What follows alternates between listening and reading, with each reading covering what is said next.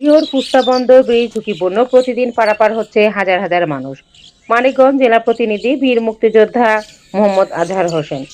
মানিকগঞ্জ ঘিওর উপজেলায় ঘিওরহাট সংলগ্ন কুস্তাবন্দর ও কুস্তা গ্রামের মাঝখান দিয়ে বয়ে যাওয়া ইছামতি নদীর ওপরে অবস্থিত ঝুঁকিপূর্ণ এই ব্রিজটি প্রতি বছরই বর্ষা এলে প্রবল স্রোতে ভেঙে পড়ে বাঁশের সাঁকো।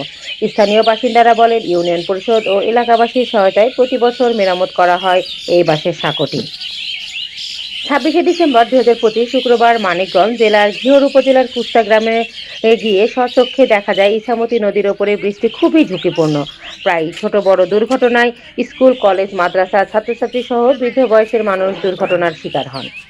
মানিকগঞ্জ জেলার অন্যতম ঘিওর উপজেলার বৃহত্তর ঘিওরঘাট সংলগ্ন এই ব্রিজটি প্রায় এক যুগেরও বেশি বর্ষার প্রবল স্রোতে ভেঙে পড়ে ব্রিজটির অর্ধেক অংশ।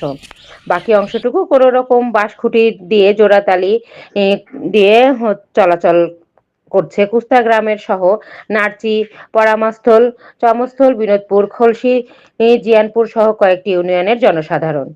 কুস্তা গ্রামের মোহাম্মদ মাসুম মিয়া, বয়স 50 বছর, বলেন, আমরা প্রায় প্রতিদিনই দেখি এখানে দুর্ঘটনা ঘটছে, বিশেষ করে শুকনা মৌসুমে।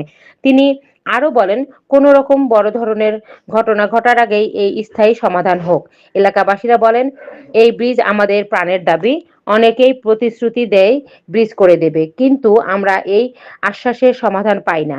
আমরা এর একটি স্থায়ী বাস্তবায়ন চাই। স্থায়ী প্রশাসনের কাছে আহ্বান জানাই, এখানে একটা পাকা ব্রিজ নির্মাণ করে নিরাপদে চলাচলের ব্যবস্থা করে দিলে আমরা দুর্ঘটনা থেকে রক্ষা পাবো।